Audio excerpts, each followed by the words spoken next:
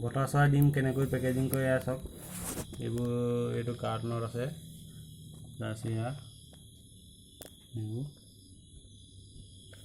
কাঠৰ গুৰি দি এইখিনি ডিম আজি মই নগাঁও পঠিয়াম খাব বা পোৱালি উলিয়াব পাৰিব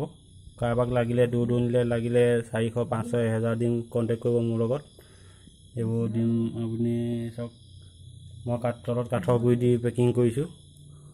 বহুত দূৰণিলৈ পঠিয়াব পাৰি ডিম পটককৈ নাভাগে এইবোৰ ডিম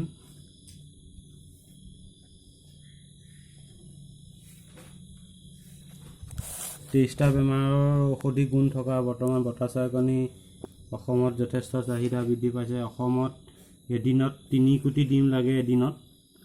সেই অনুপাতে ডিম ইমান উৎপাদন হোৱা নাই চালানী ডিম এটা খোৱাতকৈ ইয়াৰ 4 টকা দি এটা ডিম খাওক আৰু এমাহ ডেইলি দুটাকৈ খাওক তাৰপিছত মোক ক'ব বটা চৰাই ডিমৰ কিমান বেনিফিট কিমান গুণাগুণ যথেষ্ট আমি আজি 2 বছৰ হ'ল আমি এইবোৰ ফাৰ্মিং কৰা মানুহে খাই যথেষ্ট ভাল পাইছে আৰু সকলোৱে এতিয়া ফাৰ্মিঙৰ বটা চৰাইৰ বিষয়ে সকলোৱে ঘৰে ঘৰে 10-15টাকৈ পুহিব লৈছে বটা চৰাই ডিমৰ গুণাগুণখিনি জানি লৈ আপোনালোকে যদি ডিম খাব বিচাৰে মোক কণ্টেক্ট কৰিব এইবোৰ ডিম মই দি আছোঁ হোলচেল ৰেটত পাব কণ্টেক্ট কৰিব খুব সুন্দৰ ডিম পোৱালি উলিয়াবলৈও পাব পাৰে চৰাই পোৱালি মই এভেইলেবল দি থাকোঁ এইবোৰ ডিম এনেকৈ আপোনালোকে ডিম পেকেট দূৰণিলৈ পঠিয়াবলৈ হ'লে ডিম পেকেট এনেকৈ কৰিব তাৰ কাঠৰ গুৰি দিব এনেকৈ ইয়াৰ ওপৰত আকৌ কাঠৰ গুৰি দি দিব এইবোৰ এইটো ডিম আজি মোৰ নগাঁও যাব মোৰ ডেইলি 500 ডিম ওলায় মই যথেষ্ট লাভান্বিত বটা চৰাই ফাৰ্ম কৰি আপোনালোকেও ফাৰ্ম কৰক 35 পৰা 40 দিনৰ ভিতৰত আপোনালোকে যদি মাংসৰ কাৰণে গৈ বিকিব পাৰিব মাংসৰ জাত মোৰ ওচৰত পাব আপোনালোকে কণীৰ কাৰণে পুহিলে আপোনালোকে 45 দিনৰ পৰা সিহঁতি কণী পায় এবছৰ 280 পৰা 300 কণী পায়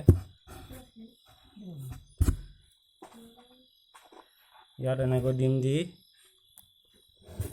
দিব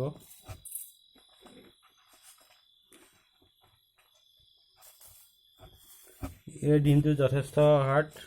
23টা গুণাগুণ আছে প্ৰটিন বহুত বেছি ভাগিলেও ডিমটো ওলাই নাযায় ফটকে চালটো যথেষ্ট ডাঠ আমলেট আৰু বইল কৰি খাব পাৰে দুইটা কৰি খাব পাৰে এইবোৰ ডিম ইয়াৰ ওপৰত আপোনালোকে আকৌ কাঠৰ গুৰি দি দিব ডিম এনেকৈ কৰে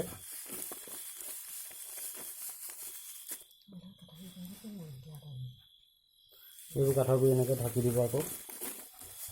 ইয়াৰ ওপৰত আকৌ কাঠৰ গুৰি ডিম দি পেলাই আকৌ কাঠৰ গুৰি দি আপোনালোকে ঢাকি কৰিব